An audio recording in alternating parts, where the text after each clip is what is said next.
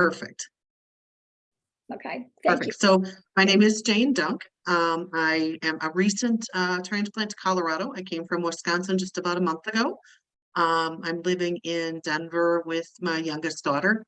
I have a history, the past 5-6 years, I was with the Wisconsin Department of Revenue in the Compliance Bureau. Before that, I worked in an internet service company, family owned. I have 2 daughters of my own and 2 that I call daughter that aren't official. I have a dog, and I'm really excited to be a part of this organization. Okay. Thank you so much. We are thrilled to have you on board.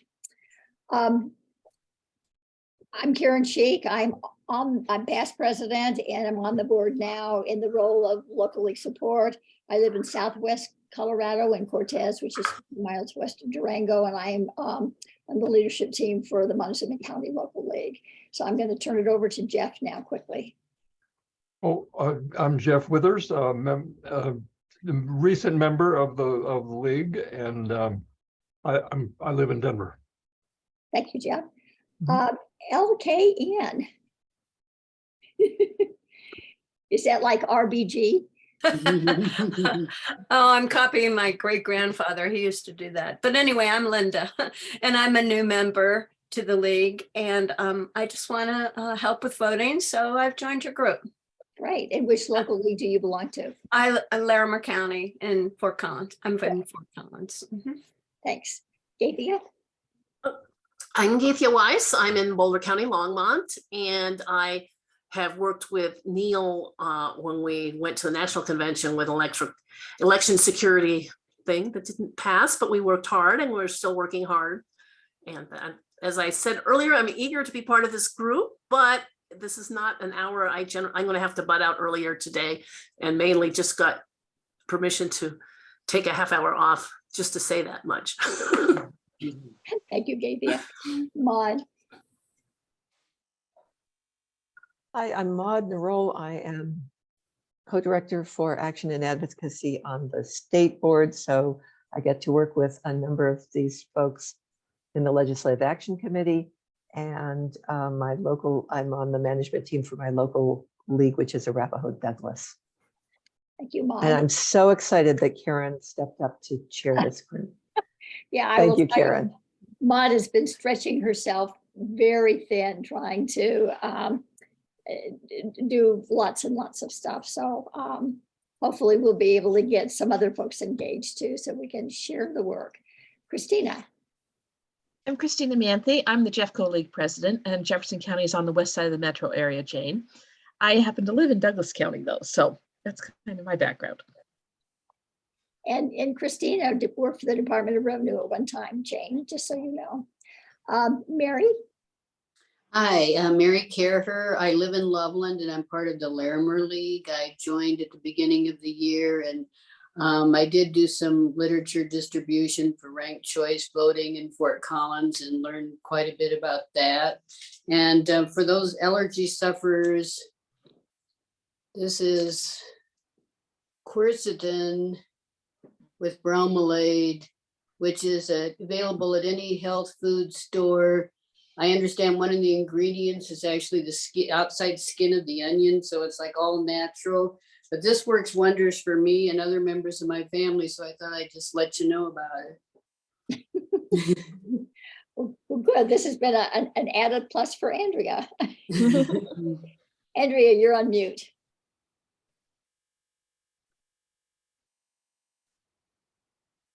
Sorry, I'm not as used to doing Zoom from my phone, and I am going to be a little bit mobile during the meeting, so that'd be better to start on my phone than my computer. Thank you for that allergy suggestion. I do appreciate that.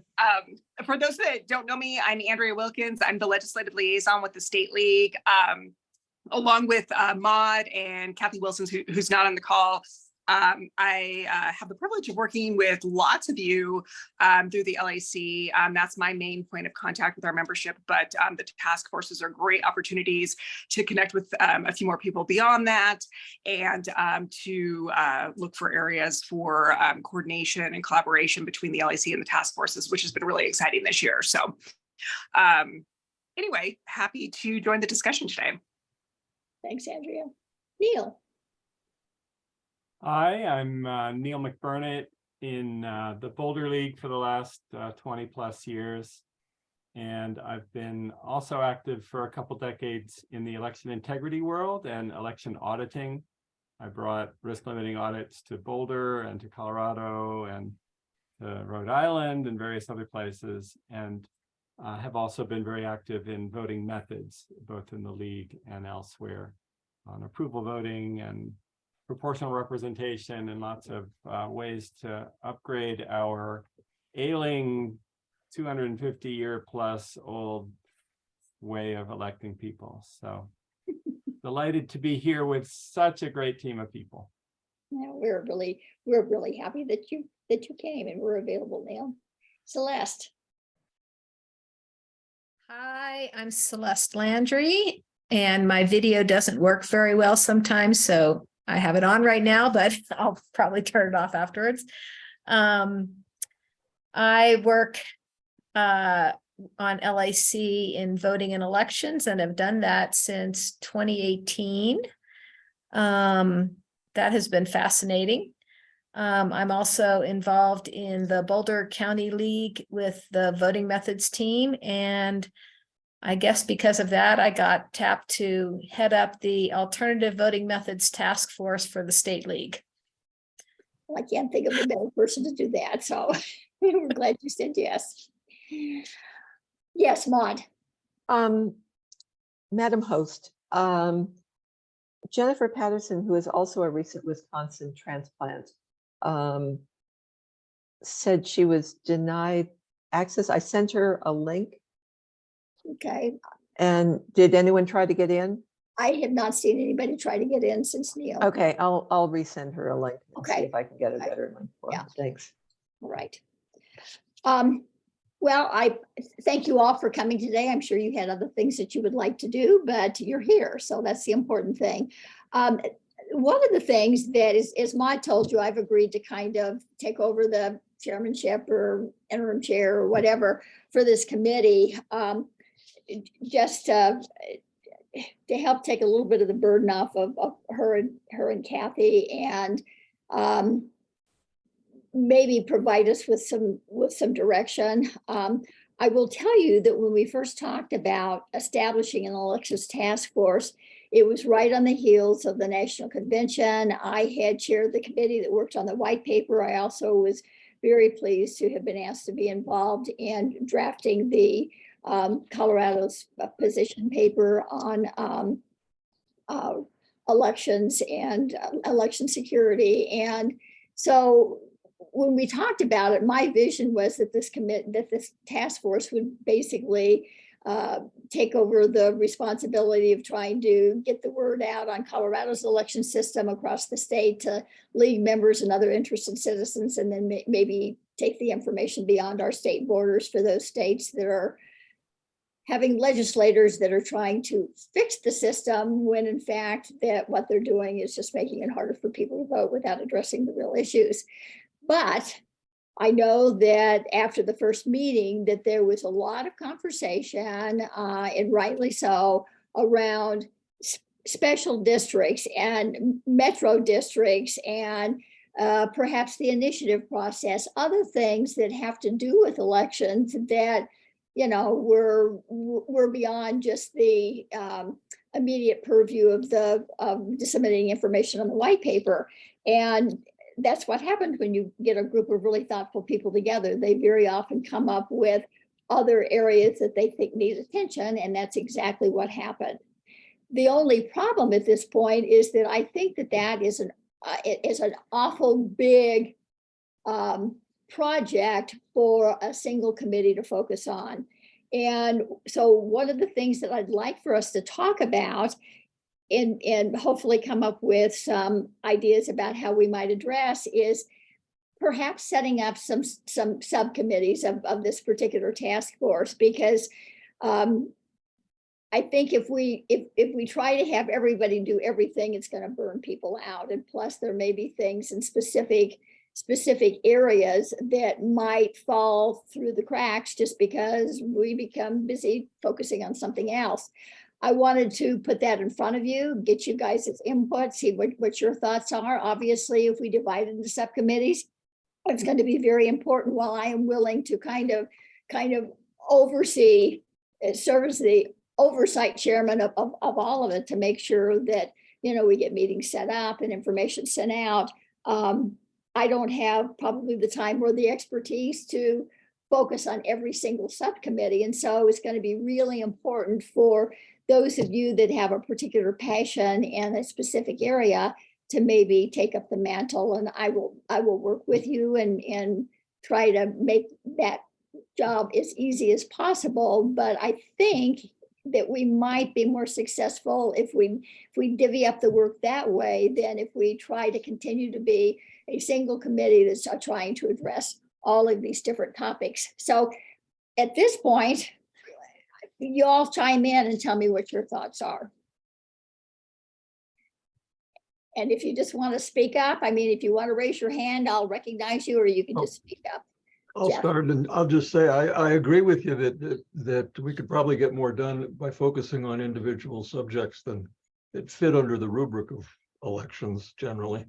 Okay. And so I like that approach. Do the rest of you feel that way too? I mean, if you agree, would you raise your hand, and then that way we'll know at least that we're on the right track. Okay, good. Then maybe the next step is to figure out. Karen? Yes. I do have a little concern that we're gonna end up with a lot more meetings and spreading ourselves too thin and things like that. But I don't know that I have a better answer. So I'm just mentioning a slightly contrarian view. Just Well, so I think that's a people. legitimate concern, Celeste. Okay. Keep in mind, though, that once we've decided what kinds of subcommittees we want, and it could be that we can bundle several of these things. I hope you all got the agenda. I just was brainstorming. We don't necessarily have to have that many subcommittees. We can perhaps lump some things together, but if we can do that, then I'm not suggesting that everybody have to be at every meeting. I think you pick and choose which area you think is of most interest, where you'd really like to make the contribution, and then you don't have to go to every other meeting. We'll try to have some either email documents sent to keep everybody in the loop, but without you having to necessarily go to another meeting. Jeff? Well, I just want, maybe I could amend my last comment about of enthusiasm and say that maybe some of the subjects on here could be combined and maybe better defined, and so there may not have to be 4 or 5 subcommittees, but perhaps fewer. So, and that would make for fewer meetings, which is always a good thing. But if we can get things done better, then we need to have them. So. Do you all have a copy of the agenda? Is there anybody who doesn't? Gaithia doesn't. Okay. At least I haven't found it. Okay, let me. Hang on just a second. I'm trying to. I'm interested, and I will have to probably get back later because pretty soon I'm going to bug out of the meeting. Okay, I just sent you a copy of the agenda, Gaithia, so you can see it.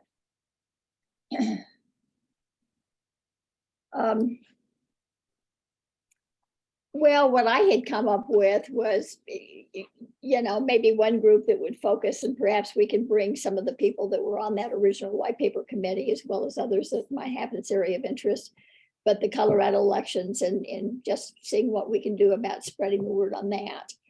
It's basically, last fall, I visited a number of local leagues in the Southwest area and did some presentations on Colorado's election system. And so I found it very helpful to be able to go and meet with other local leagues, especially to be able to meet with their county clerks and then share information about Colorado's election system. And having their county clerk there really allowed me to be able to tweak the presentation, because there were subtle little things that, because they do it all the time, they were able to say, oh yeah, but this is how it works.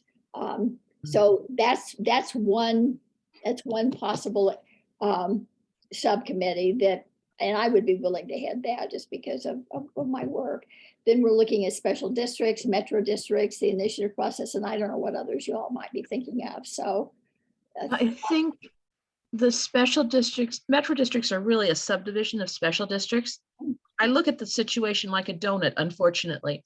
The whole donut is the special districts. The metro district is somebody who has taken the donut hole and expanded it so it's trying to eat the whole donut from a concentration effort. But we know that the special districts, from an election point of view, from a management point of view, are a disaster.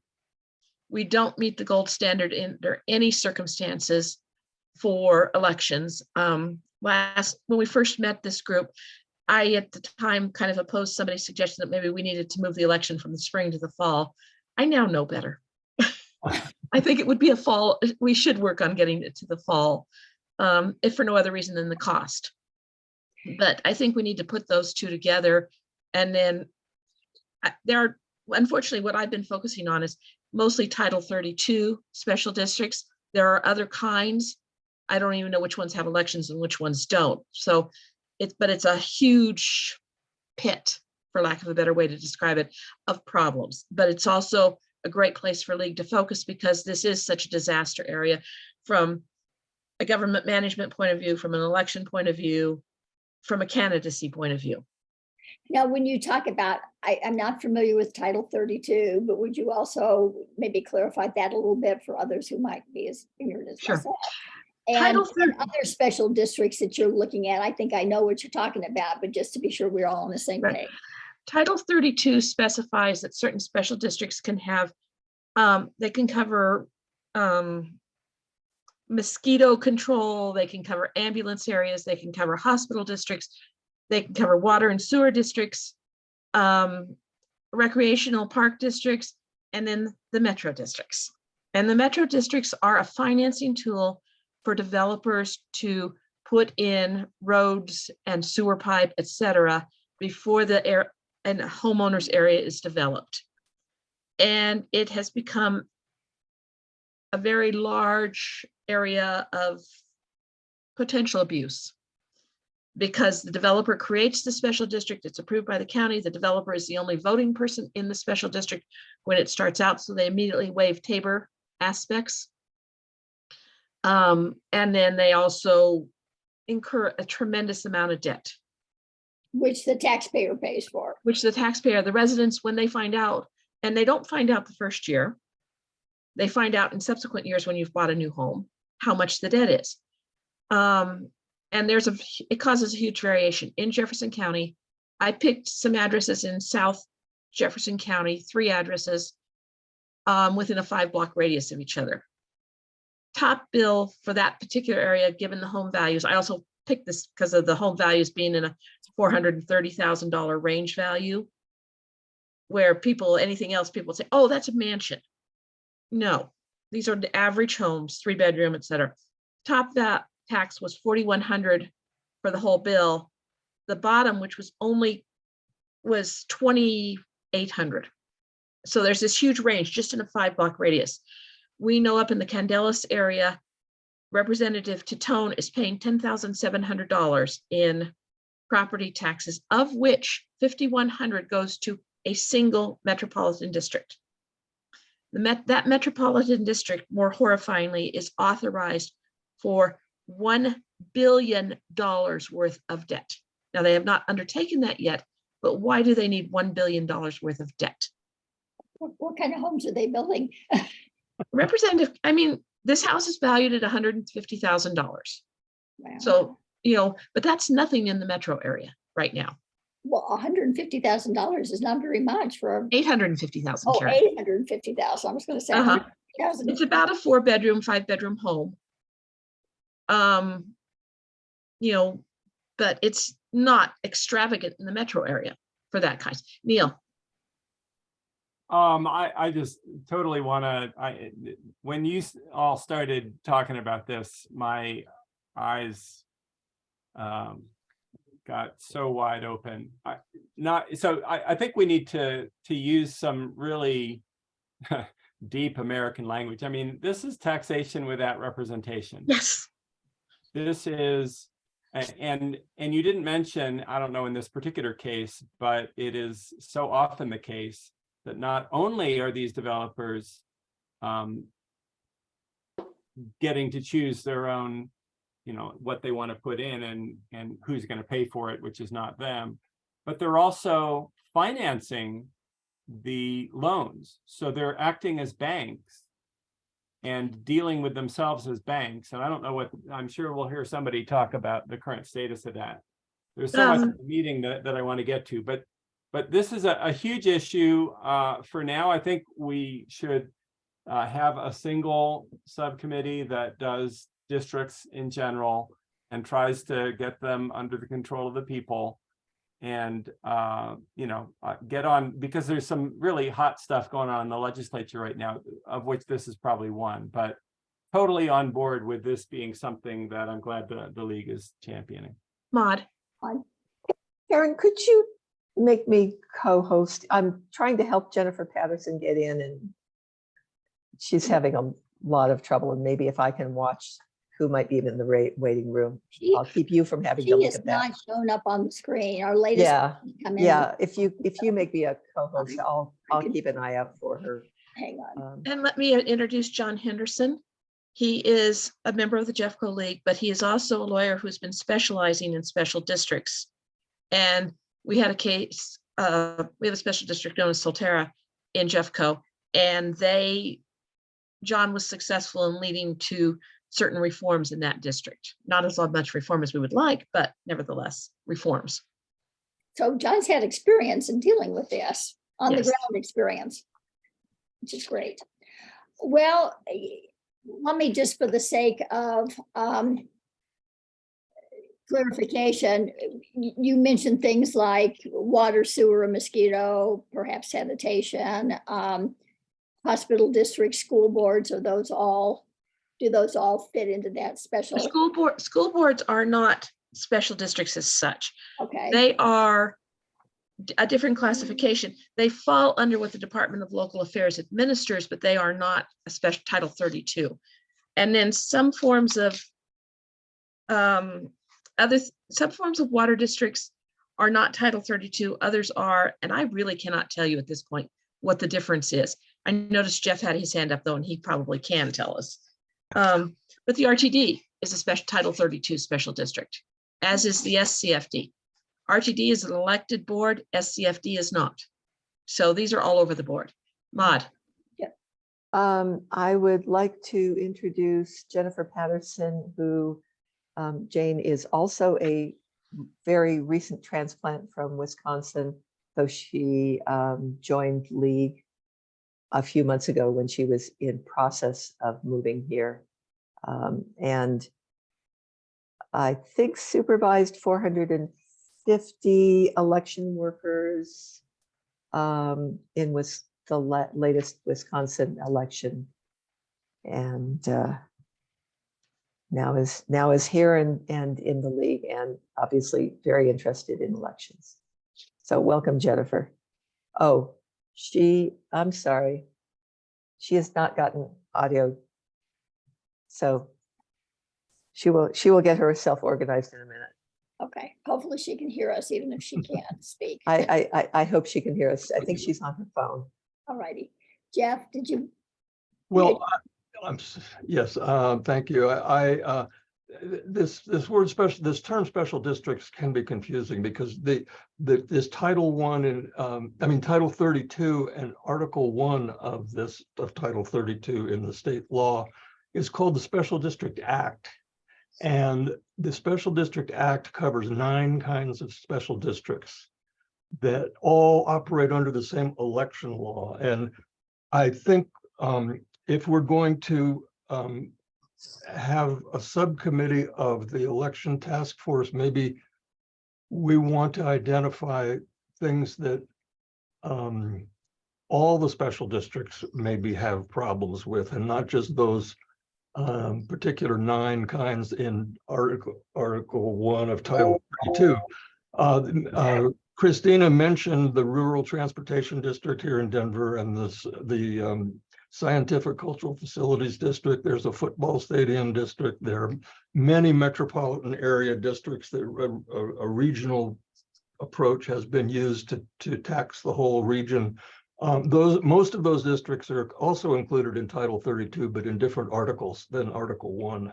So right away in Title 32, we've got a bunch of different ones. Then there are a lot of natural resource districts. There's water conservancy and water conservation districts, and most people don't know the difference between them, if they've even heard of them. So unless, except maybe down in your area, Karen, because Yeah, that's we a, don't have them down here. yeah, they're very important to the West Slope, especially the conservation districts. The conservancy districts are all over the state, really. But so anyway, special districts is sort of a fraught term because there is this thing called the Special District Act that covers these special districts and then when you talk about metropolitan districts, that's just one of the ones of the 9 in Article 1 of Title 32. But then there are all these other districts that are some people refer to as special districts because they are special and they just cover a certain geographical area that's not a city or a county.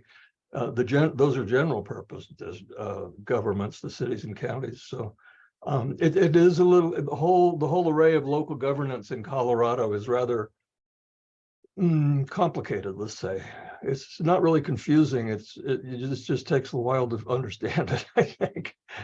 So I just offer that caution, is that if we're talking about elections, we need to talk about what is wrong with special. If we have a special district subcommittee, then there needs to be some focus on special district elections, I would think, for this group, and not the general governance questions like metropolitan district debt and directors and all that stuff. Because there are other people here in attendance, including Christina and John, who are a member of the local government LAC group that are really have been talking about metropolitan districts for the last 3 or 4 months, I think. And that's about it. And ignoring all the other local governments that are out there, but that's just because they've been sort of the squeaky wheel this legislative session. So I think Mark was next. Thanks, Jeff. I think that's good to point out. Okay. So it sounds like we want a special districts subcommittee that looks at elections in special districts without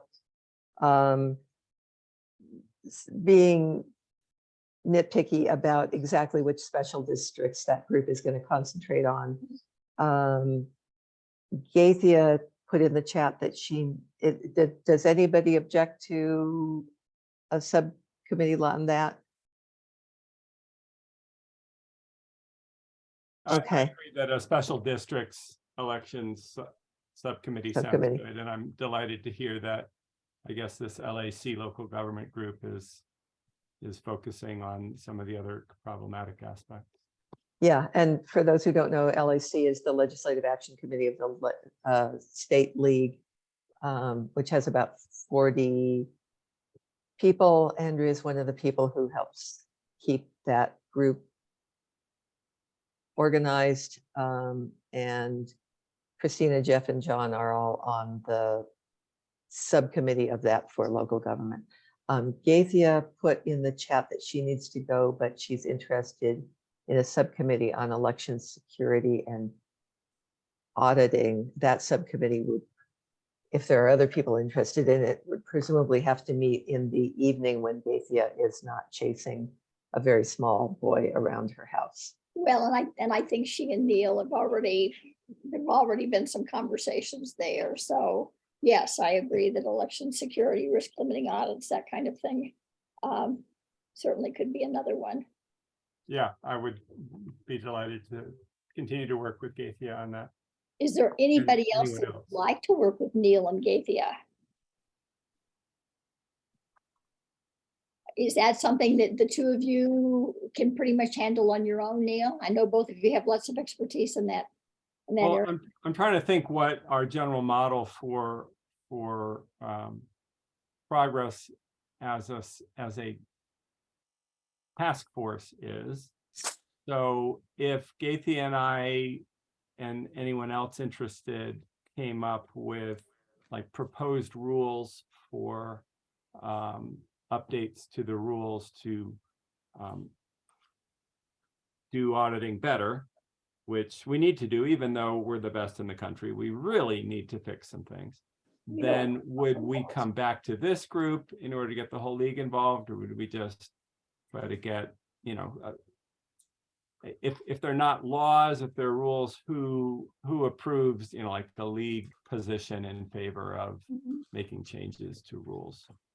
It seems to me that if you and Gaithy would be willing to focus your attention on that, and I'm certainly happy to work with you in the sense of facilitating and getting information out to the rest of the committee to relieve you of that responsibility.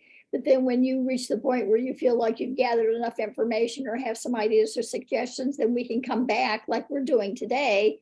And, the different individuals from the subcommittees can report on what they've learned and maybe open it up to suggestions for what they think the course of action needs to be, and then have input from the rest. Does that make sense? Yeah. Okay. Mary, you had your hand up, and I noticed that you put in the chat something about the pros and cons of state legislation. Do you want to share that with the group?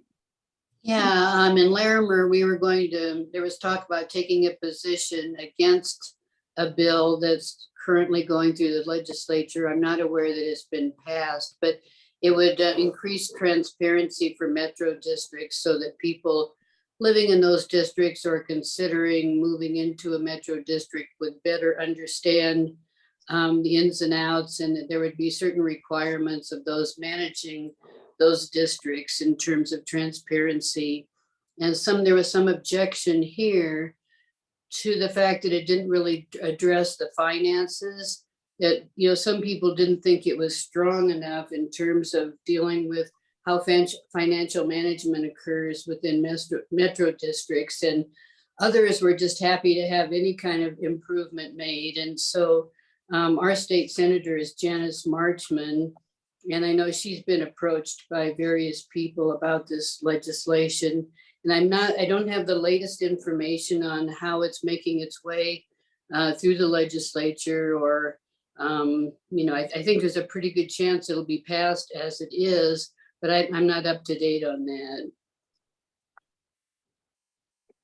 There was one bill that masqueraded itself as being disclosure and transparent. It passed and was signed by the governor.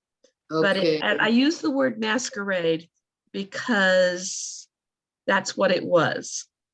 I don't believe, well, given my background, you can hire somebody to certify that the interest rate is effective, but that's like when Enron hired Arthur Andersen. We know what happened to both of those companies. They both ended up in bankruptcy. This is no different. And having a meeting once a year within a 5-mile radius of your special district and allowing a public comment section then does not, in my mind, meet good governance. Maud, I interrupted you, I think.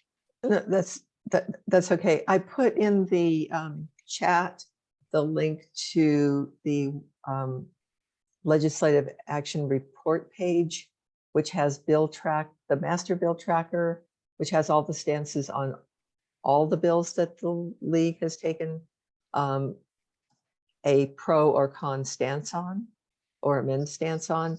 And then below that, there are about a dozen topic buttons, including local government, which I think is all the way to the right and all the way to the bottom. And that has more detail on the local government groups' stances on bills, and comments on what the local government group thinks of them. So you can, and it also has where the bill is in the process. The climate task force, which is our state league's oldest task force, been going for several years, has subcommittees.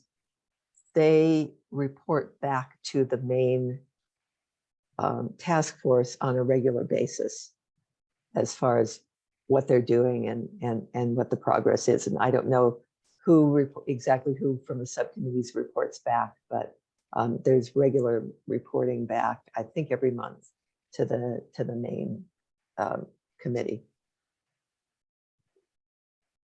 And that makes sense. I am wondering, and I think somebody else has mentioned this earlier, the metro issue, I think, is a big one, and I certainly understand Christina's concern about this. It sounds to me like somebody's been given the keys to whatever and is robbing the till, but every way they can. But I'm wondering, because we are an election task force, if we really want to take on that responsibility, if that's something that would be better left to the LAC or maybe even another group, so that we can, as somebody said earlier, focus on the election aspect of special districts or, risk limiting audits or those kinds of things. I think that was Jeff's point, that we have the other team as well. Exactly. John? Yeah, thank you. Yeah, just to follow up on that, if the subcommittee that was just created or another group would like to talk about election reform in metro districts, the districts that are creating all the angst and the problems, I'd love to participate in that. I've spent a lot of time and energy not only battling, but also thinking about how to best correct the election abuses in metro districts that are being manipulated by the developers, and would love to share that experience with whoever is interested in working on it. I think there is, to put a real fine point on it, I think there is an exquisite opportunity to talk about election reform in metro districts that would have a significant impact on the abuses. Just for example, the simple measure that citizens promoted 2 years ago to require notice of elections be mailed and emailed, just that simple event is really responsible for a significant wave of residents self-nominating for the very first time this year for elections. And that's just one of probably a dozen things we could do, or at least expose and generate some dialogue about to improve the elections abuses in metro districts. So as I say, I'd be happy to talk about those and act as a resource for anybody who'd be interested in working on that. Elections in metro districts. Would you be willing to head that subcommittee? Pardon me? Would you be willing to head that subcommittee? And I'll work with you as far as the, Sure. the administrative support part of it. But you obviously, John, have some expertise in this area. You know some things that have been put into place in the past. You're obviously aware of some of the issues with it. So it seems to me like you might be a really ideal person to head the committee if you're willing to do that. Yeah, absolutely. Absolutely. Okay. Christina, I am wondering if you would be willing to, and this doesn't mean that there can't be overlap, but I don't want to overburden any single individuals, but would you be willing to kind of serve as the chair of the special district subcommittee? Yes, I think I can. Okay. Maud? I thought there was going to be one group for special districts, including metro districts. So I'm thinking either John or Christina is head, but I think it's just one group. I think we could subdivide that into two, because I think that may be a big enough area, because there are so many other special districts that. No, Karen, not for elections. For the elections portion of it, even though metro districts have a twist to it, the overall election theory is the same. We've got Yeah. to get the, got to get the elections so that they're disclosed properly. Example is, and a consistency among counties, things like that, as well as when do we think they should be voting? How should they be voting? Things like Yeah. that. So it's the same. Yeah, Okay, well, then would the two of you like to co-chair that? We can co-chair it. Is that okay with you, John? Of course, I'm happy to defer to Christina as well, so. No, I won't let you do that. I got- That sounds good. Sounds good. Okay. All right, so we have special districts / election reform special districts / metro districts. Do I have that right this time? Okay, and then Neil and Gaithia will work on the election security part of it. Celeste asked about, Stacy Johnson worked with me on the Colorado white paper. I can certainly talk with her about possibly working with Neil and Gaithia, but I do know that near the end of that project, she had taken on a new job and really desired to step away. So she might be willing to dip her toes back in. I can check with her and find out about that if he's interested. Yeah, we'd love to have more people engaged with it.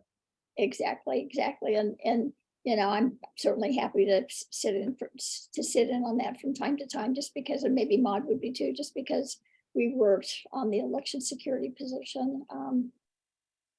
And I would still love to see that. I'd love to see that go someplace, even though we weren't successful at the convention. All right, so at this point, we basically have 3 subcommittees. The one on special and metro districts, we have one on election security, and then just one on Colorado elections in general. And I'm happy to kind of head that up, and maybe I can arm twist Jerry Cummins or somebody else that worked on that with us to see what we can do. Susan, I'm having a senior moment here. Susan from the Denver League was very active on that committee as well, and she might be willing. I know one of the things that we talked about when we were finishing up that project was our desire to be sure that we disseminated that information to a broader audience. Celeste. Susan Stark. Yes, Susan Stark. I kept wanting to think Sanders, and I thought, I know that's not right. Begins with S. Yes. Celeste. And you're on mute.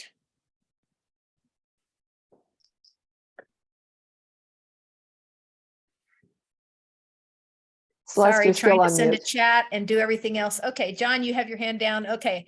Another topic that just sort of came to me recently, I'm wondering how often there are home rule charter committees, home rule charters set up. Right now, Erie, Colorado is setting up a home rule charter. And I've been going to the meetings. And I know that Jerry Cummins served on a home rule charter commission, and she said it was like the most enlightening experience she's had in her life in terms of government or something like that. Maybe it doesn't happen very often, but since all of you are here, anybody else know about any other charter commission charter, home rule charter efforts that, because if it's something that is happening a lot, what I have found with Erie is that the people who on the charter committee mean well, but they don't necessarily know that much. And their main goal is just to get the charter passed. And I think of this as elections, like the charter sets up all the elections, and you have to have an election to approve the charter. And anyway, maybe it's not part of the elections task force. I'm just throwing this out there as a FYI right now. Was the one Jerry served on the Centennial one? It's her home, so it must be, I think she lives in Centennial, right? That goes back to about 2001 or so. Okay. And that one was created. later. One thing I heard an Erie commissioner say is that Erie is the largest town that's not home rule. So maybe there aren't very many, but it's just, I'm finding the process fascinating. At the public hearing, there was a league member, well, a husband-wife league member, people speaking, and a town trustee, and that was it at the public hearing. That is abysmal to have that for a showing at the public hearing for a charter, for a new governance, for a rapidly growing town. I mean, I think of this a little bit like metro districts, right? They're setting up a whole metro district here. They're setting up a whole city. Maybe it's something I don't know what to do about it, except ask everybody if they have any ideas. Well, the Colorado Municipal League published a model home rule charter that people could use. It was started actually back in the early 1900s by the National Civic League, which is maybe still struggling along. I'm not sure. The last that were headquartered in Denver, but I don't know what happened to them after John Parr died. So there is At one point, that group 100 years ago was pushing proportional representation. But I think they've changed their tune since then, although it's something that has come up in the Erie Charter Committee meeting. Progressive era. Is this something that we might want to kind of set on a back burner, and maybe Celeste, because I know you obviously have an interest in it since you're the one that brought it up, where you could maybe from time to time bring us up to speed, and if you need some additional manpower to sit in a Zoom meeting or something, we can help with that, but focus on some of these other things right now. I just don't want us to get so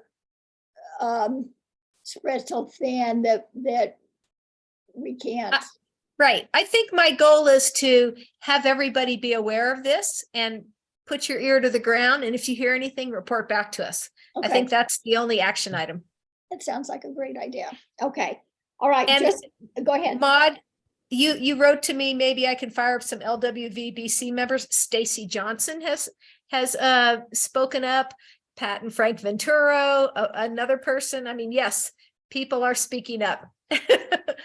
And it's amazing how few other people are speaking up. Sigh. Lots of times people just don't know, they're so busy with their regular lives. They're not paying attention to things that may wind up fighting them in a way that they are not aware of. Jeff. I just wanted to mention that you also listed on the agenda the initiative process as Yes. a possible subject, and you mentioned Jerry Cummings. Is that Jerry worked with us on the white paper. and she's made her interest in that subject known through the election task force before, hasn't she, Maude? So Jerry and Tony Larson are following initiatives for the Legislative Action Committee. Jerry is 80-ish. And so I think she is looking at unwinding some responsibilities rather than adding responsibilities. Karen, you've had worked more closely with her more recently. Is that, you have the same feeling? I think so. I think Jerry's trying to step away, but she keeps being reeled back in because there are jobs the league needs for her to do, and she's so gracious. She says, okay. I can certainly reach out to her. Jeff had mentioned the initiative process when we talked initially, and I do think that that's something that, I mean, that's part of our election system that some people think is great and other people maybe not so much so. So I think there's certainly relevance for this particular committee. I do wonder though, is that something that the LA, if Tony and Jerry are focusing on that, I could certainly talk to them and see if they would be willing to, comment at the very least, share with us information on what's happening in that arena and conversations that they've maybe been privy to, so that we as an election task force can keep up to date on what's happening out there. And then if there's enough interest and enough manpower, we could certainly come up with a subcommittee on that if you all think that that would be something we should. They're tracking what things are going to go on the ballot this year. Right. Yeah. And I think one or another of them would probably be happy to come talk to the task force, especially after session is done, because as you know, some things get referred by the legislature. Okay. Um, I was apparently under the mistaken impression that that was her interest. I didn't realize she was just doing it for the LAC, for the bill tracking part of it. So you all know her much better than I do, so I'll defer to you. Let me follow up with her and see what I can find out. At the very least, I'm sure she and Tony would be willing to come and bring this group up to speed. Even if they don't want to spend, massive amounts of time working on it. So are we okay then with special districts, Metro, which Christine and John will head, with with election security, with Neil and Gaithia, and I can help you guys if you need something in that area. Colorado elections, which I'll kind of take the lead on, and if anybody else would like to work with me directly on that, certainly I would like for you to let me know. I put my name and my email and my phone number in the chat. It would be very helpful to me. Some of you, I have your emails, and if you know that I have your email and your contact information, you don't have to email me, but several of you I don't.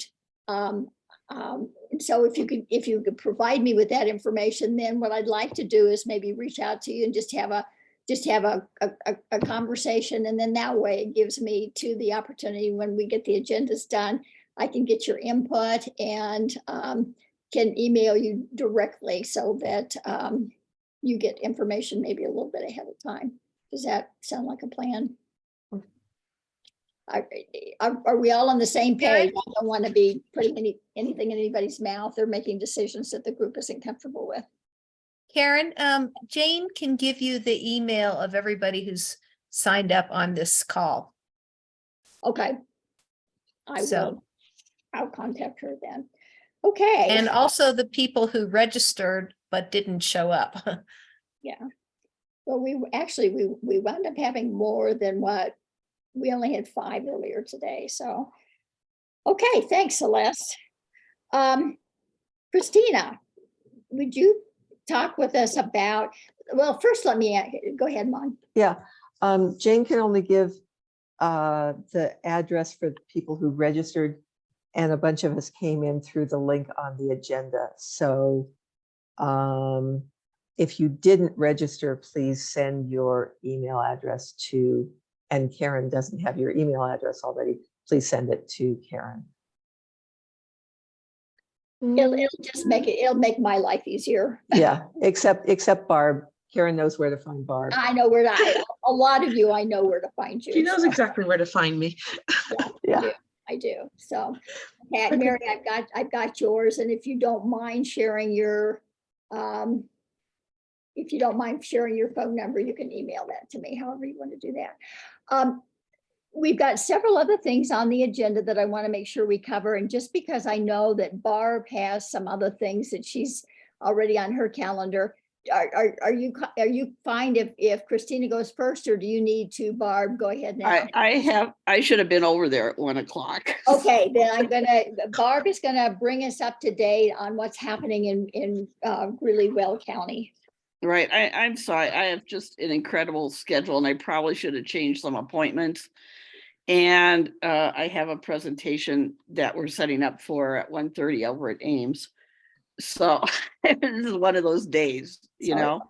But I also know that both Maude and Andrea are familiar with lots of things that are going on, because thankfully she and the whole advocacy team and Beth have been helping support me and our league with all that's been going on. Briefly, we had a meeting. The League of Women Voters Greeley-Weld had a meeting with our clerk and recorder on February 16th, only to find out that we were midway through the approval process for redistricting the boundaries in Weld County, and no one knew about it. There had been some notices in the notice in the newspaper, which nobody saw because it was back in the advertising section.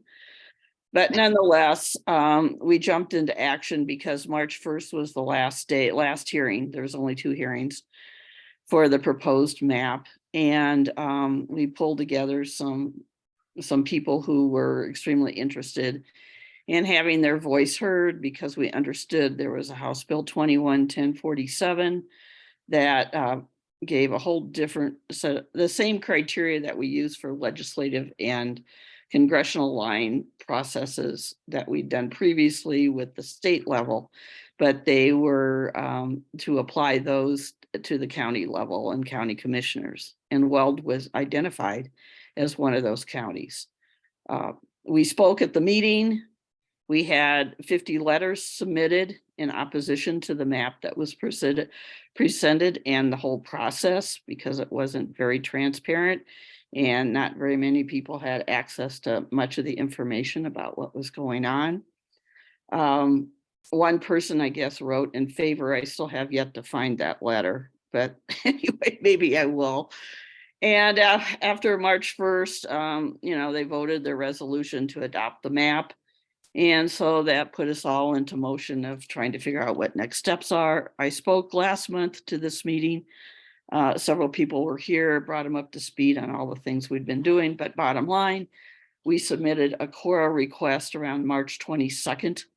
And with the help of Andrea and others on the advocacy team, we outlined all the things we really wanted to find out of what had happened and the kind of information we wanted, communications, especially ex parte, any ex parte communications that might have taken place outside of the board meeting on March 1st. So it took about a week. I wasn't sure how all the information was. This is my first rodeo with Cora request, but anyway, wasn't sure how this was all going to unfold, especially with Weld County. And it turns out they have a new system for Cora requests. So in some cases that's good, and others there's still some hurdles we have to overcome. They emailed me and told me that they were having trouble with their system, that they would get everything up as soon as possible. And what we have to do is go in and access all the documents that they compiled for us through, a secret code. And Andrea and Beth and Maud all tried to help tried to download where there's 100. They said there was 115 documents. When I printed out the whole list, I came up with 117, but that's kind of where we're at. We had 9 downloadable, readable files that were PDF. The rest were in messages, which meant you had to have Outlook to read them. Excuse me. So some people have been able to unlock those messages that we haven't been all of us haven't been able to see, but the ones we have unlocked and then we're in the PDF files were 3 maps. There was only 1 map that was presented at the public hearing. We did not even know that there were additional maps. We heard the commissioners talk about maps, but nobody in the public saw them. The information is primarily all the communications between the public and the clerk to the county, the Board of County Commissioners, people asking for information, people sending in their testimonies in support of or not in favor or against approving the map. And Andrea's done a terrific job of sorting out all the information we've gotten in comparison to what we asked for. And we went through all the criteria that was listed in 1074, which, primarily was, what are the criteria for drawing? Well, first of all, is there an independent redistricting commission? No. First, this is a home rule county. There's 2 home rule counties in Colorado. Pipkin's the other one. Weld's the one that, we're in right now. And the reason they oppose the map and said they didn't have to follow state laws because we are a home rule county. So that being said, we listed all the criteria that we thought they should have followed in 1047. Said, where did you do this? How did you do this? And essentially we got no information about that. So all we have are the things that I mentioned previously. And there was one email from Bruce Barker, the attorney for Weld County, said there were 2 emails withheld because they were a current attorney-client privilege, and he stated state statutes on those. So we don't know what those are all about. Probably with the chair of the Weld County Commissioners, I'm suspecting, or one of them. There are some things I've had conversations with other groups who are interested. In this group, we talked about, the process of going through and changing the home rule charter so it reflects the kind of process we'd like to see. That might take a while.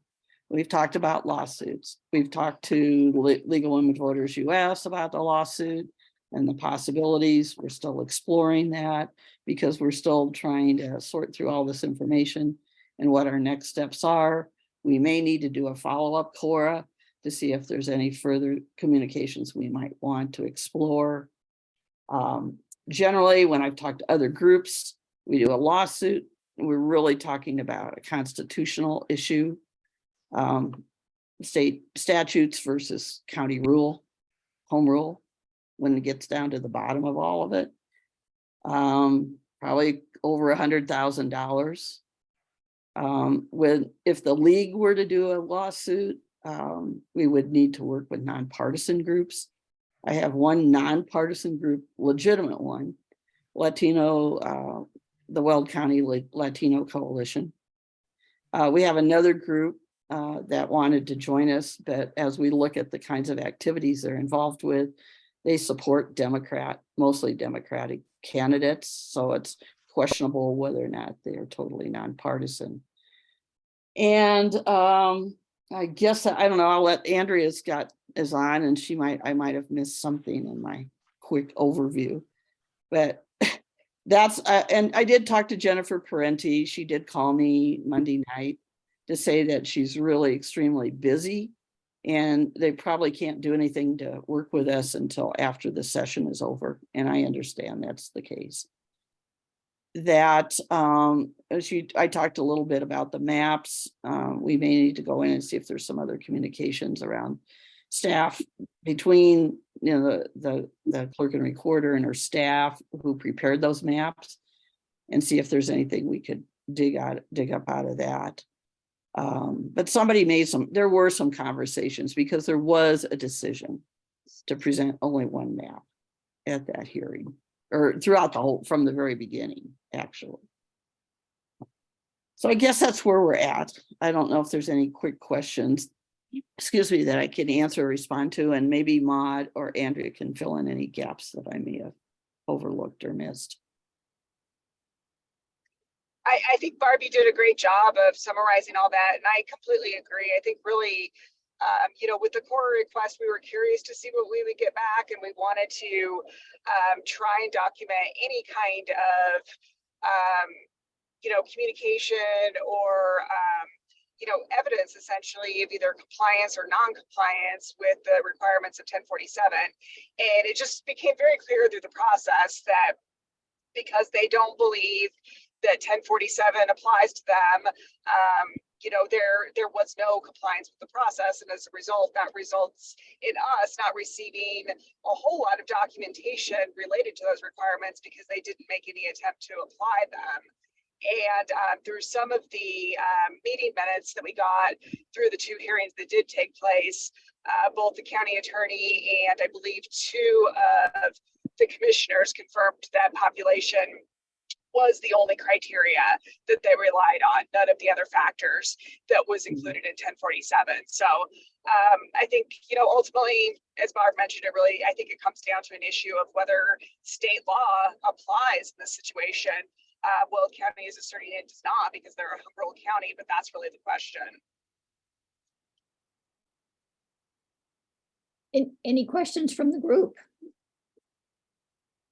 I know this has been a lot of work for Barb and probably some sleepless nights too, trying to get everything in place. So I appreciate you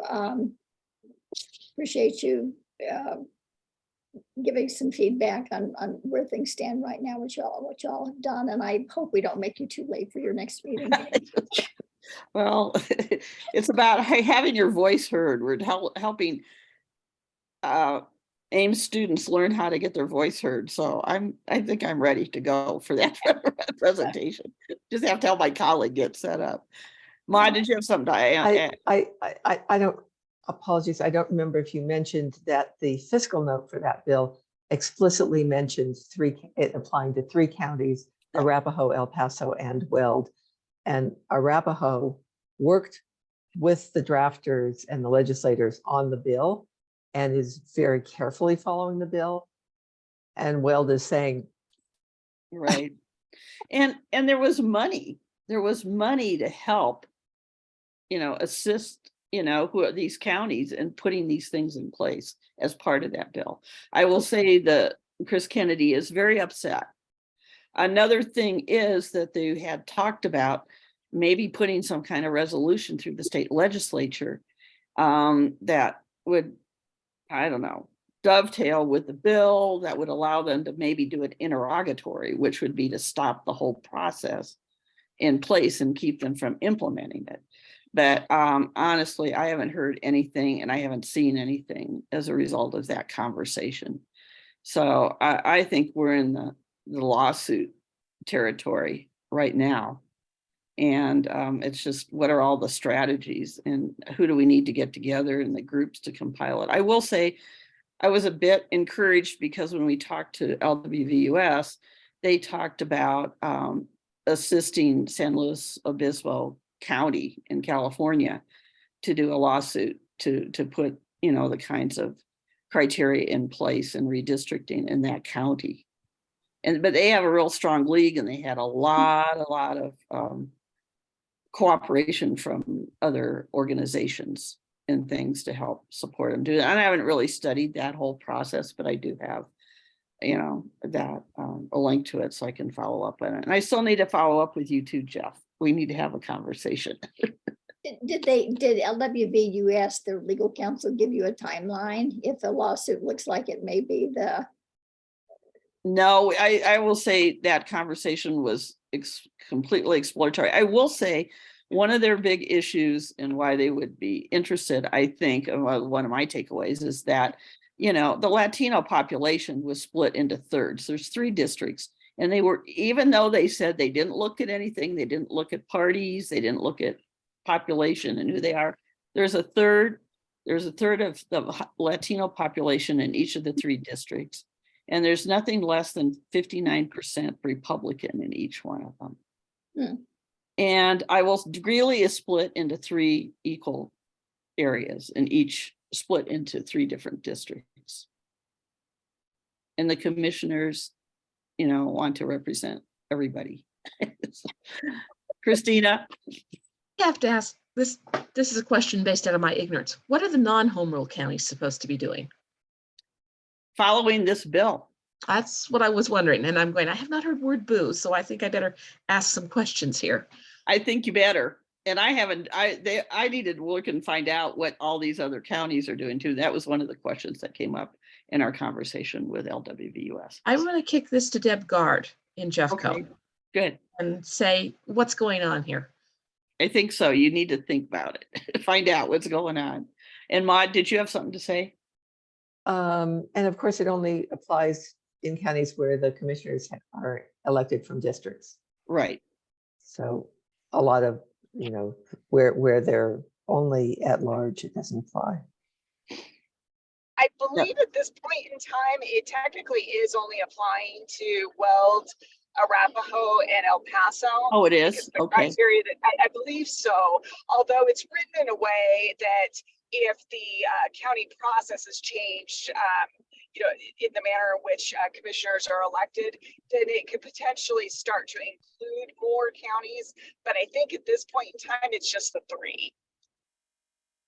It's only the counties that have commissioners elected by districts.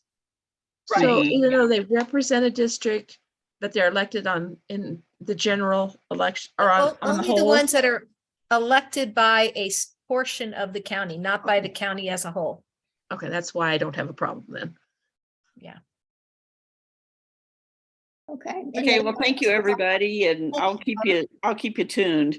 Okay. Stay tuned. Don't drive too fast getting to the next place. I know, thank you. Bye. Bye. All right, Christina. Okay, we had a tremendous opportunity come up last week, we being the whole league as a whole. And it's thanks to John that we had this opportunity. On tomorrow or Friday, there will be an op-ed in the Denver Post regarding special district voting. And the opportunity was wonderful to have it. If you will send me a link to that, I will make sure that everybody on this committee gets it, assuming everybody Okay. their email. I do have that capacity. Great, thanks. Maud?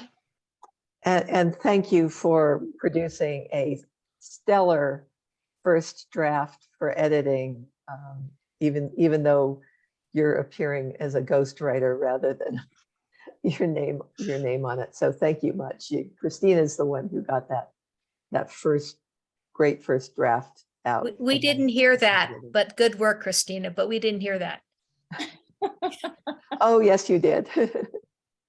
His first drafted it. The editing took it over and made it a much better than what I had sketched. Much easier to edit than It to is. create from scratch. So thank you. But once the important things are on paper, the editing becomes much easier, so. Yeah. All right, well, thank you. I will watch for that link so that I can get that out.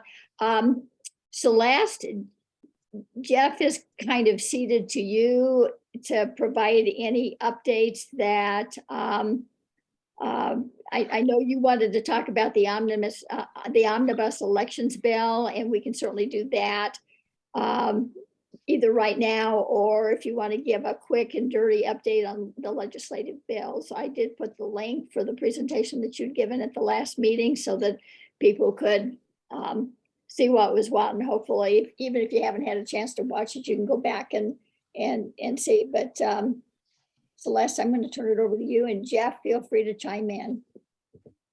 I'm going to go ahead and share my screen, I guess. Yeah, that'd be great. Can you all see my spreadsheet here? Yes, we can see that. Okay. These are not all the bills, but these are some of them that I thought I'd talk about. The omnibus bill is this 80+ pages bill, modifications to laws regarding elections. Why don't I save that one for last? The ones in pink on line 7 and 8, those had to do with technology, and they were probably inspired by election conspiracy sort of things. They were both PI'd, at least on a party vote.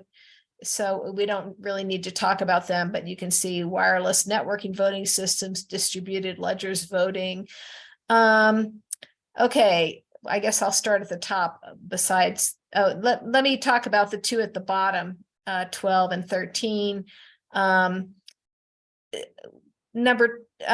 Senate Bill 21 was just to change around, have sort of a random ordering on the primary election ballot.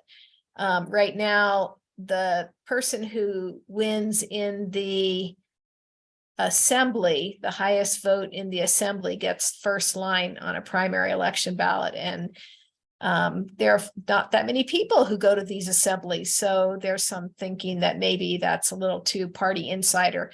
That got PI'd by the senator himself. So sort of regretfully PIing it. Later, that same idea showed up on SB 23-101. And we supported as a league changing out the ordering, but SB 23-101 was a much bigger bill and had a lot of problems. And it was talking about candidate ballot access for primary elections. But as you can see, I wrote the word sick here because it actually affected general elections. And the league, although we don't normally weigh in on primary elections. We do weigh in on general elections, and so we came out in opposition for this bill, and it was PI'd 4-1.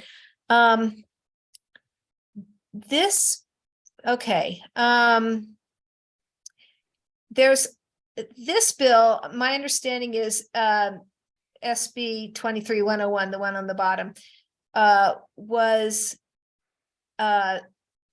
financed by Kent Theory, who has worked with the league on the independent redistricting commissions, amendments Y and Z. He's a multimillionaire, former CEO of DaVita dialysis machine or dialysis services. He's gotten very involved in elections recently. And on this week, they're supposed to be introduced a bill about presidential primaries using RCV, and he is also a big backer of that. My understanding is that that bill is a little messy. It's only going to apply to military voters in 2024, military and overseas voters. And then in 2028, it could apply to everyone. There may be an option for a party to decide to use RCV or not. I haven't seen the bill. We've asked to see a copy of it. But that's what I know right now. But Kent Theory is somebody who we'll hear about again and again and again when it comes to elections. So we should probably pay attention when he speaks. Okay, let's go back and start at the top. Requirements for Celeste, just saying, does he have a partisan perspective on this? Is he coming in? I think he's on the board of National Association of Nonpartisan Reformers. So he tends to want to get rid of parties entirely. But parties are organizing groups, and I want us to think hard about the pros and cons before we jump on a bill that he supports. He has a lot of money. He will get support. He will get a lot of oxygen. He'll suck up all the oxygen in the room if we're not careful. And the league is an excellent voice for speaking on election bills. You know, there are 400 people signed up today to talk on gun bills today. The league is one, I think, is one of those groups, but how many, we never get 400 people to speak on election bills. So it's really important that the league studies the bills and knows what they're talking about, and is a leader in this field. So did I answer your question? Yes, it did. Okay. Starting back at the top, House Bill 1185, requirements for recall elections and vacancies. We opposed this bill originally because there were 3 parts of it that we didn't like. And the General Assembly is dominated by Democrats right now. The Republicans were really opposed to the first part that we didn't like, and a floor amendment came that got rid of that. So then we changed our position to amend, because that was the worst part of it. And they basically ignored any other comments we had. I think we did have some influence in getting that bad section taken out. So that's been signed by the governor. I think there's going to have to be a cleanup bill to deal with some of these minor things that we were suggesting they amend. And I did have a nice talk with somebody from the Municipal Clerks Association who said, "Oh, would you like to be involved in bills in the future before they're introduced?" And I said, yes, the league would like to be involved. So maybe that will happen. House Bill 1206 is called County Sheriffs and District Attorneys. It's really just county sheriffs now. They took out 80% of the bill. And they wanted sheriffs and district attorneys to be nonpartisan and maybe not even have a primary. And, you know, some of these ideas are fine, but there were too many ideas in here. I think for them to get enough study for the legislators to hold on to them. And so the only thing that's remaining is county sheriffs should have to abide by a local Hatch Act. Hatch Act is a federal employees campaign act, which says you can't, as a federal employee, endorse candidates. You can do it as an individual, but you might not be able to host a fundraiser, things like that. And so now they want the sheriffs to abide by a lot of those. The sheriffs are a big deal in some of these small counties, and so they don't want them to have too much power, I think. So feel free to ask if you have any questions. 1149 was about small counties, and they wanted to be able to do things like cut down on the number of hours that the voter service and polling center is open. That failed. We were monitoring that bill, and that might have been good to do some of those things, but I think with the whole election conspiracy stuff going on right now, people said, nope, we're not gonna reduce any hours. We're not gonna do that. People will accuse us of voter suppression.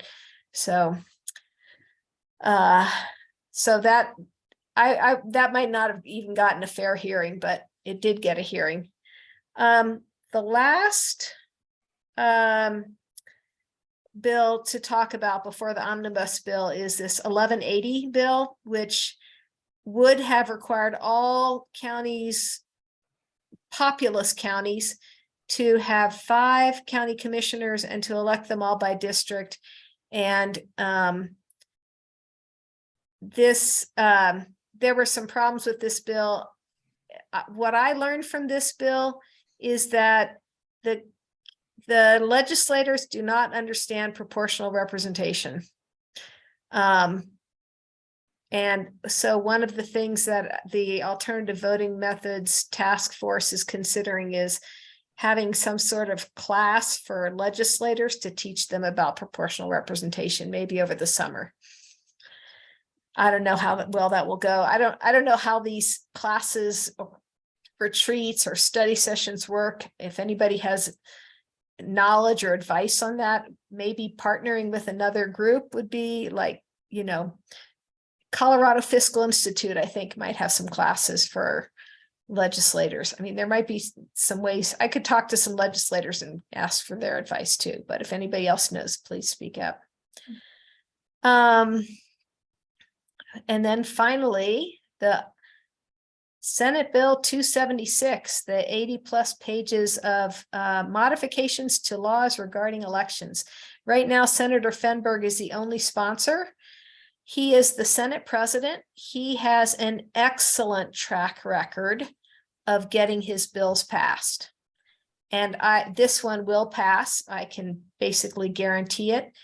There was an hour and 40 minutes or so of testimony. Every single person spoke in favor of the bill. It passed 5-0, except for the Secretary of State. They were neither support, oppose, or amend. They were just questions only.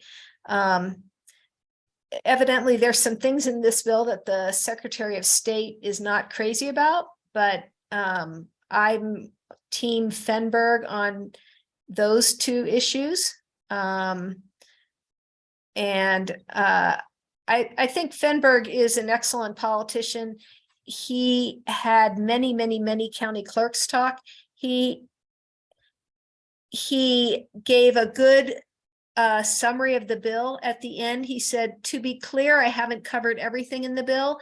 And the issue that he didn't cover that the league cares about the most at this particular moment is the right that 17-year-olds had in the past in the year 2020 to vote in the primary elections if they were going to be 18 by the general. The other thing that happened in 2020 is that Amendment 76 passed, which took away that right for under 18-year-olds to vote in primary elections.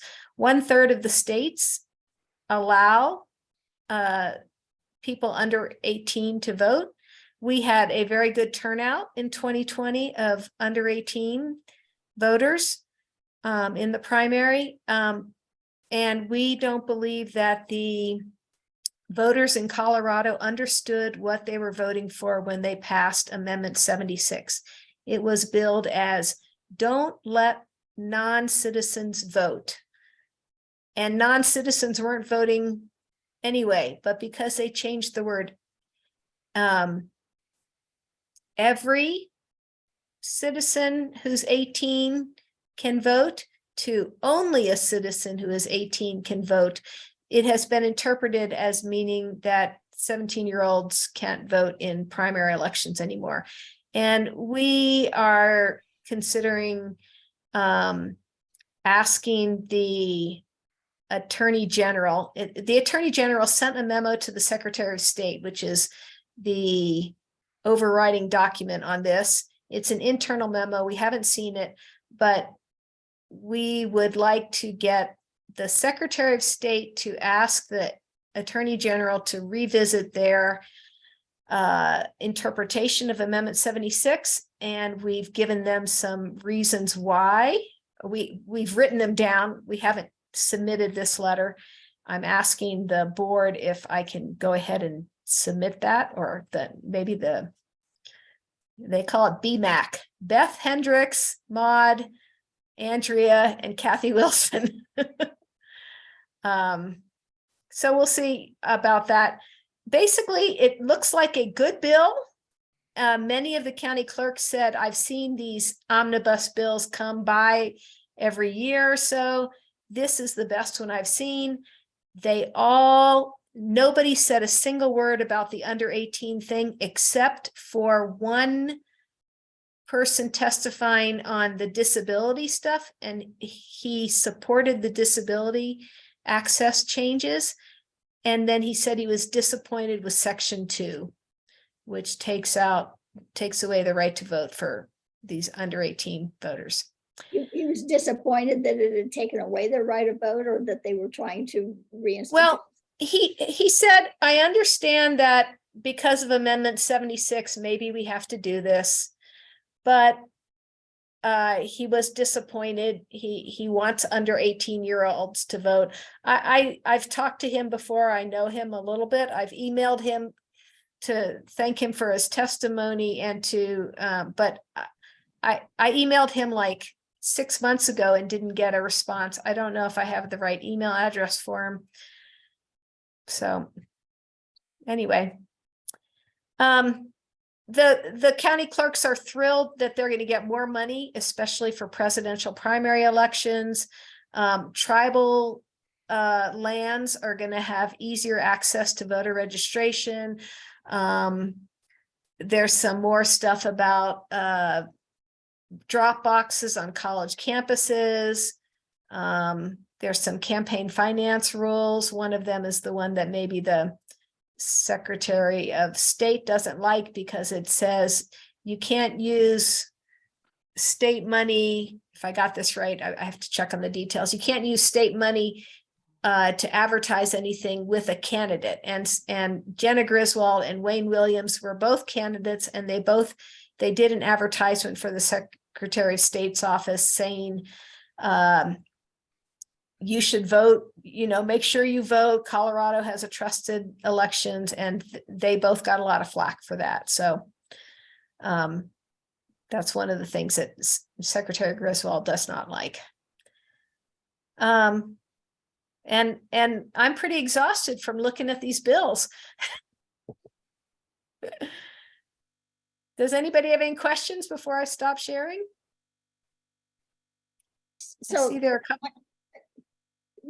did somebody else have a hand up? I guess the only question that I would ask, it sounds to me like what, if I understand you correctly, Celeste, that the omnibus bill, if they can pass that, the league would be okay with that. That there wasn't anything in there that was glaring that, We're happy with everything except the bill would get rid of the language that Amendment 76 has made moot. But if they get rid of that language, then if the Attorney General changes its interpretation and says, no, actually under 18-year-olds can vote, then the language won't be in the statute anymore to allow them to vote. We'd have to pass another bill. So we'd like them to take that cleanup part out while we're in this situation of legal ambiguity. If you go to the National Conference of State Legislators and look up voting for under 18, it has a little asterisk next to Colorado because it says maybe they won't be able to vote anymore. They were allowed to vote from House Bill 19-1278, which Senator Fenberg sponsored. And now in this bill, he wants to take out what he put in 2019. So we'd like him to just let everything lie. Let's get resolution on this legal ambiguity. And then next year, if he wants to clean it up that way, he can. He even told me that he had specifically told the Statutory Revision Committee, don't touch the under 18 voting stuff. I guess he was thinking that it might get challenged. It has not been challenged yet. Maybe the league will challenge it. Maybe an individual will challenge it. But until we have resolution on this, it would be good to not take it out of statute.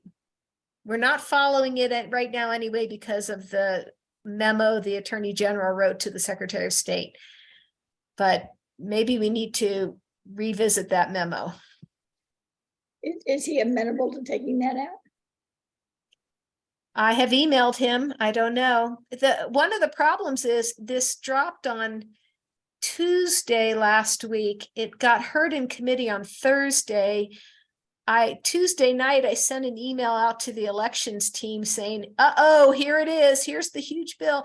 And on March 27th, I asked Senator Fenberg, could we take a look at it? He's not valuing the league's opinions on this, evidently. The County Clerks Association has seen it, other stakeholders he must consider more important than the league, but this is a place where I think the league has some expertise, some passion.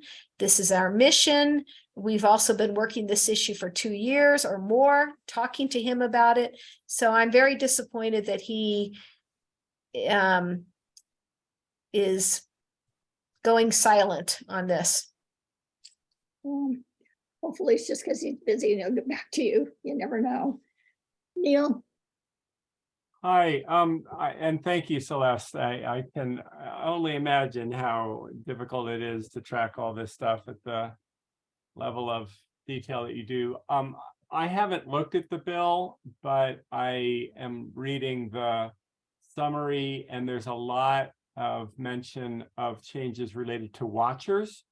And I will say that I have been saddened at the difficulty of watching a lot of different aspects of elections in recent years, which, some of it is just reaction to COVID, and that's totally understandable. But, they wouldn't let you bring in a laptop computer to take notes. And I don't know about you all, but I can't write longhand effectively and meaningfully to know what's going on. So, I know that, they're concerned about cameras and stuff, but if you're not taking, anyway, what do you know about the actual impact of the language on watchers? I need to look at that language more carefully. I know that Harvey had some concerns about it. Harvey Branscombe, he's has an electionquality.com website. Is that right? And he's from what? Might be .org, but I'm not sure. Okay. And he has he lives in Eagle County when he's not taking care of his dad in California. And It is .com. Yeah. all of the county clerks, I dare say, certainly lots of people in the Secretary of State's office know him. So. Well, I urge careful consideration of that because our election security position is pretty clear that, it is not very clear because it's a very challenging area to kind of get exactly right. But I think that it's important to make it easy for the people to observe elections. And since we moved out of voting in person, it's very difficult to observe elections. So further roadblocks are a cause for concern. You know, not today in Colorado, because most places I know are doing good jobs, but imagine if somebody that you didn't like was your county clerk, how would you be able to find out if they were doing the wrong thing? So Neil, can I talk to you? Are you available this afternoon for me to chat with Sure. you some about this bill? Okay. Sure. Thank you so much. Okay, so is that all? Is that all that you wanted to share, Celeste? Thank you for the question, Neil. If anybody else has questions, I guess that's all I had. Okay, great. Well, thank you. I appreciate that. Was very interesting. I'm very glad to see that it finally gives more reimbursement to clerks in rural counties, because I know that they've been really stymied by the antiquated.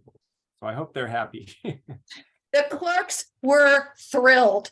They said over and over again how wonderful the extra money was.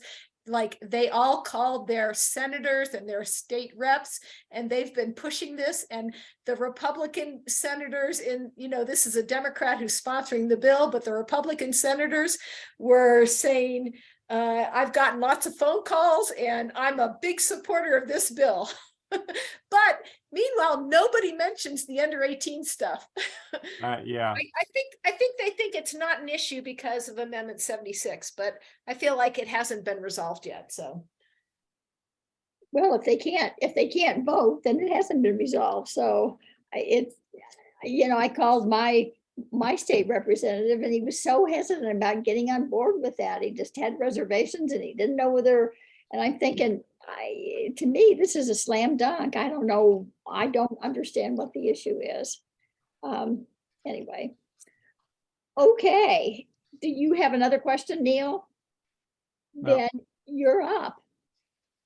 Neil's going to give us an update on conversations that he and Katie have had on risk limiting audits. Yeah. So let me do a couple things. One is I'm going to put in the chat a link to a presentation that I have. And the presentation is 39 slides long, so you're not going to hear that right now. But I do want to just frame things a little bit. So share. As a former teacher, I'm always thrilled when presenters have audio visuals to share. I think it really helps accessibility really in a lot of different ways. So is that something you can see? Is that? I can see that. So I had the privilege a couple weeks ago of going to the Election Verification Network conference in DC, and it was actually held at Gallaudet University, which is the university that first promoted access for deaf people to all kinds of things. And it was a wonderful conference, fabulous people, one of the best that we've done.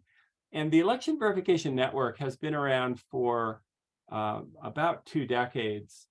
And it is composed of the top experts on election integrity.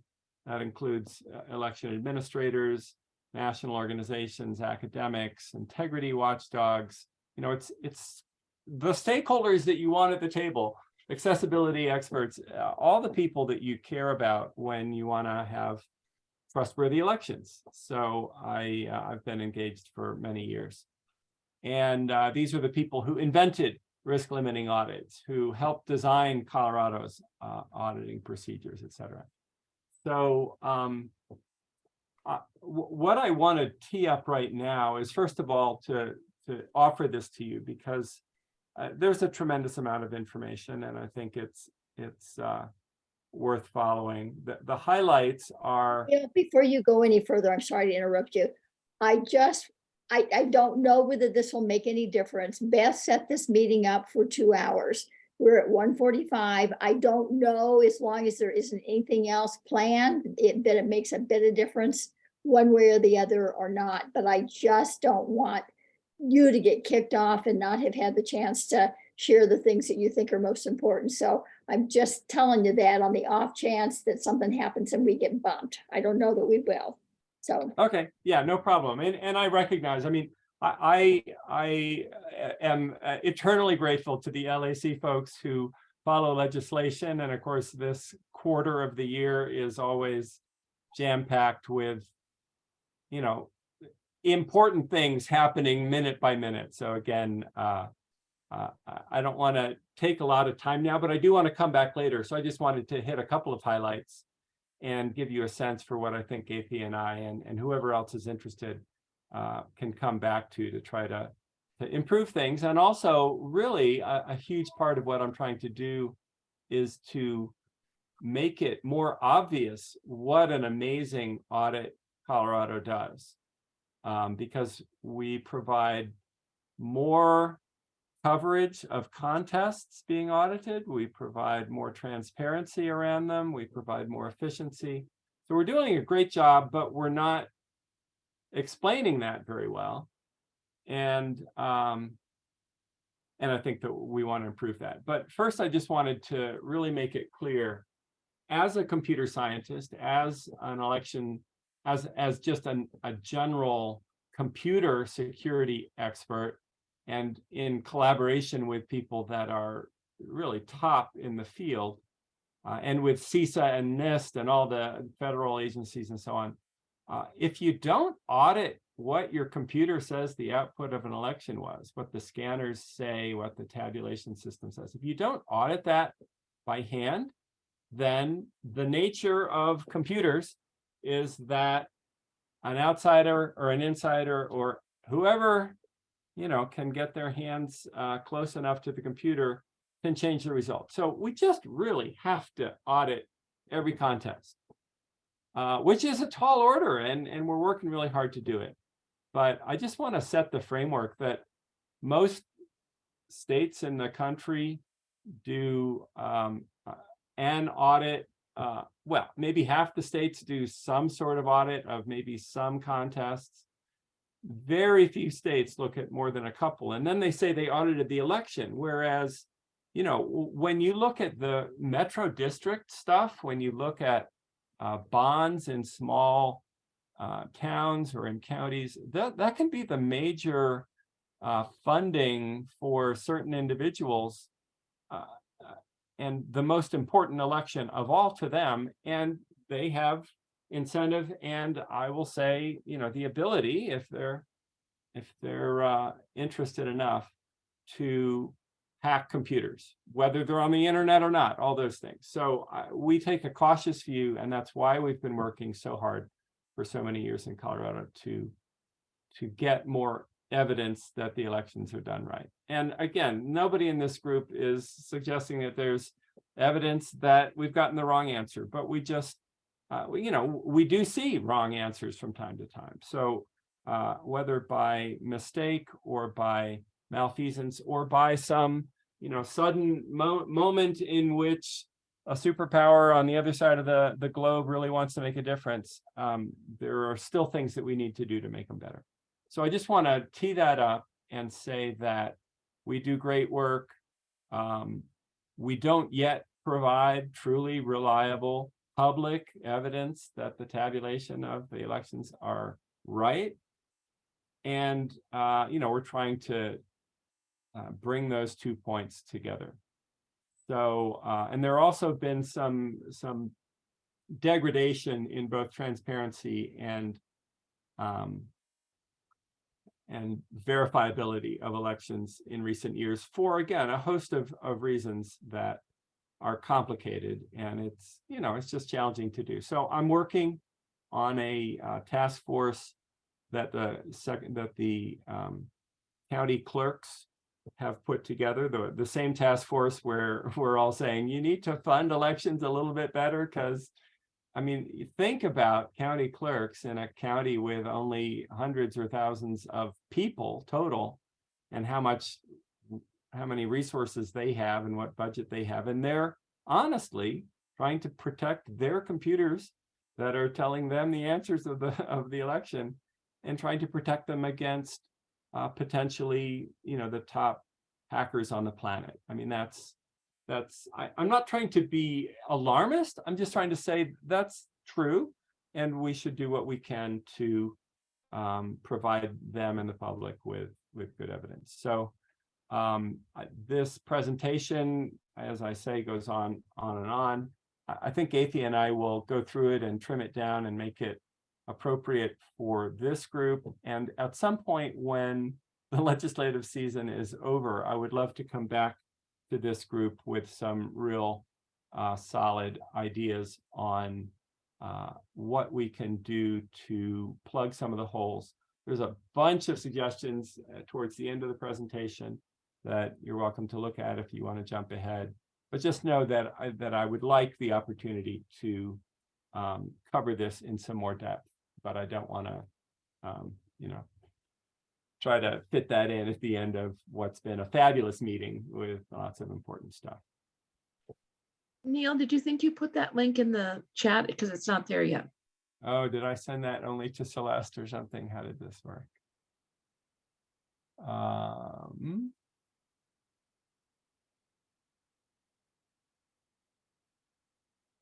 I saw it, but Karen also said she saw it. It's bcn.boulder. Oh, you did send it just to me. Okay, let me fix that. I'll send it to everybody.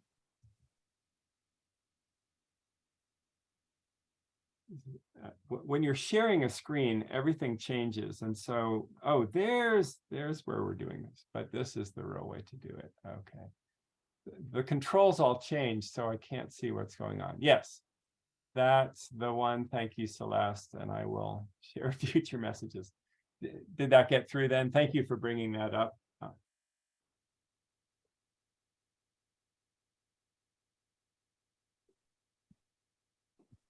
So any quick questions or input or ideas? Again, I'm really trying to balance this world in which the stakes are high. That's why we're all members of League in some sense, that we care about public process and so on. And there's some roadblocks that have gotten in the way of making them even better. And Colorado really needs to both share the wonderful work that we've done, and it's fabulous. Only in Colorado, there's so many places around the country where these issues are terribly charged, and I get that. And it's scary, honestly scary for election officials to deal with this in some parts of the country. But and that has happened in Colorado too. But the clerks in Colorado really are working together better than I see most anywhere to improve elections. We're really proud of them.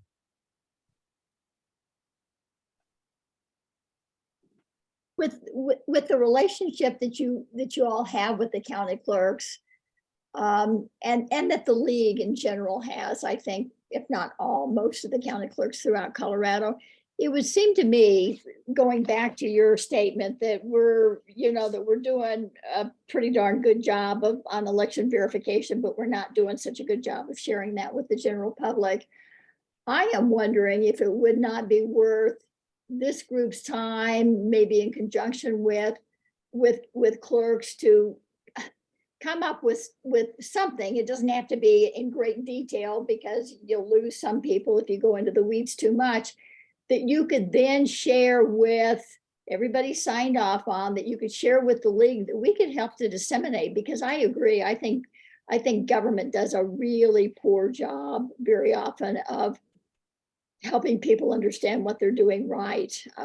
We let somebody else tell our story, and half the time they don't get it right, or they frame it from a perspective that doesn't always reflect very well on the governing body. And because this is so important, maybe this is something that would be worth spending some time on, to make sure that and make sure that people know that this isn't coming from somebody who's partisan, but it's coming from people who have studied election systems. They understand what's necessary in order to make sure that elections are accurately verified.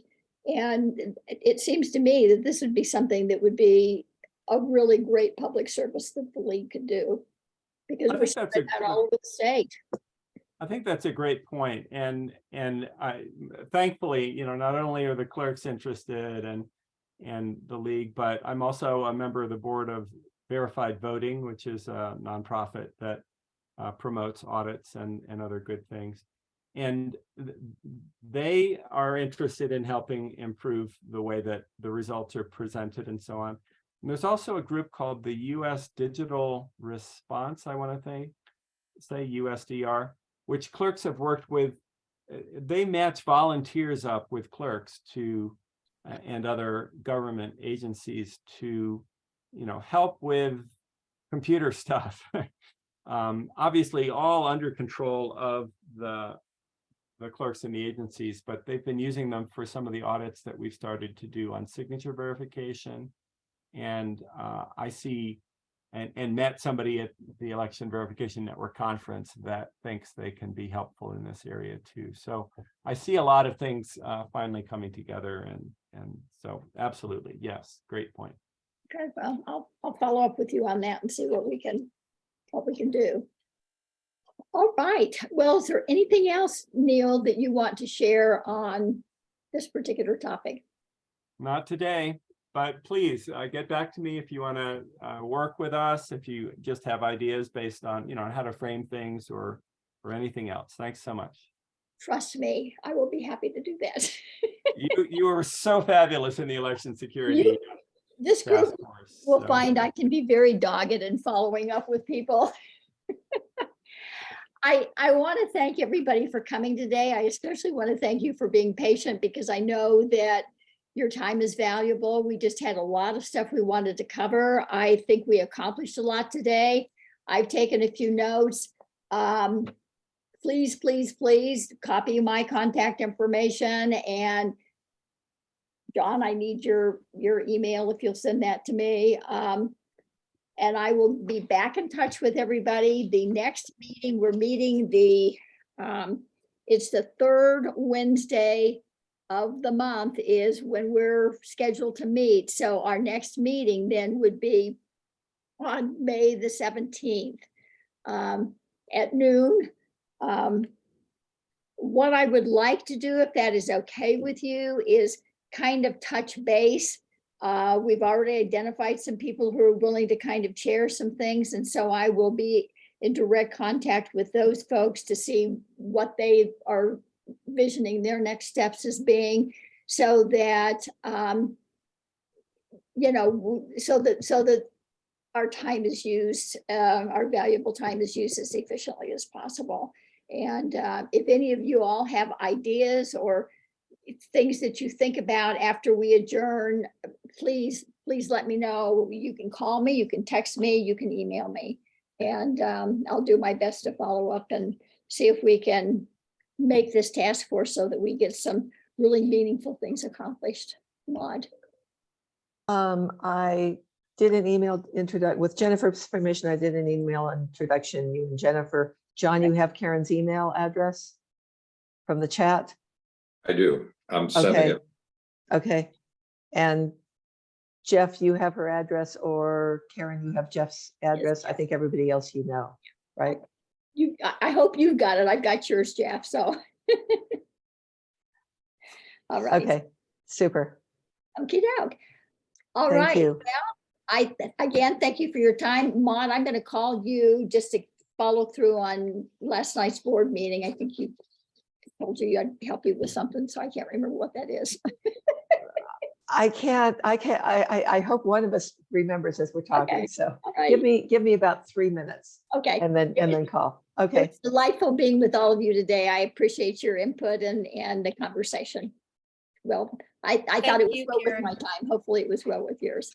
Okay, we'll see when another. Thank you, Karen, and everyone. Bye. Thank you.